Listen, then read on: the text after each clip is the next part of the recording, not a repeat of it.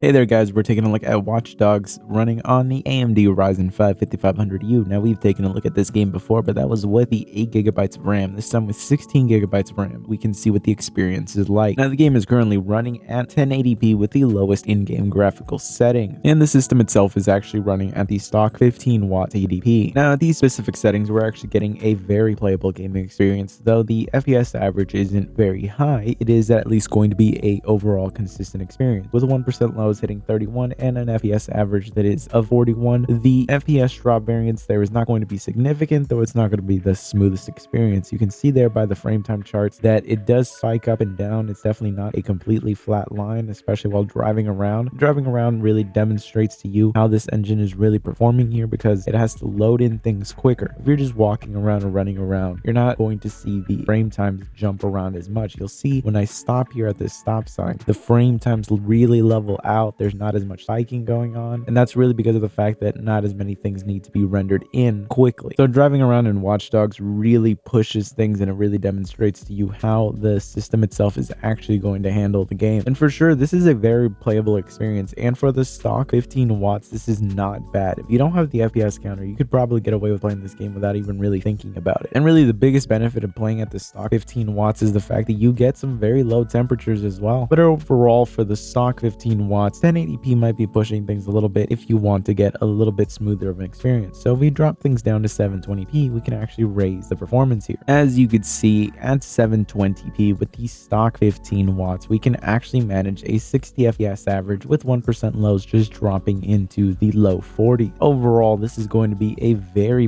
enjoyable experience, and honestly, I really liked playing like this compared to 1080p. But I am just a bigger fan of a higher FPS overall, and really this was just such a smooth experience and an overall improvement over what we were getting at 1080p that really I think it's worth a sacrifice in resolution. But of course, if you would like to actually play with a higher resolution, you can of course raise the TDP of the chip itself. But I do like to show you at the 15 watts because I understand that there are a lot of systems out there that just will not allow you to raise the TDP, or even if you can raise the TDP, you might live in a region of the world where you might not have the headroom to really raise those temperatures without putting things into some dangerous territory. Because once you raise the TDP, the temperature is going to just naturally increase. So if you're someone that has to play at the stock 15 watts, honestly, overall, the game is very playable like this, and it's very enjoyable. And I think that the most ideal settings would probably be 720p or 900p at best, but 900p is just going to make those 1% lows drop down even lower. I think that where they're at 720p is really the most ideal setup. Now, if we raise the TDP to 25 watts, we can of course improve the performance a bit at 1080p with the lowest graphical setting. We'll see that the 1% lows do see a little bit of an uplift, but it's not really anything dramatic. And realistically speaking, I'm not sure if it's going to be worth it in terms of the temperature and noise increase, but it is certainly going to be a small improvement in terms of the overall gaming experience. But really, it's just not going to be anything remarkable. And I think it really makes sense if you pay attention to the numbers that show up on the screen most of the time. You'll see that the GPU most of the time is going to be keeping itself at 100% low, with the clock speeds not dropping down too dramatically. So what that means is that in most games where we're very GPU bound already,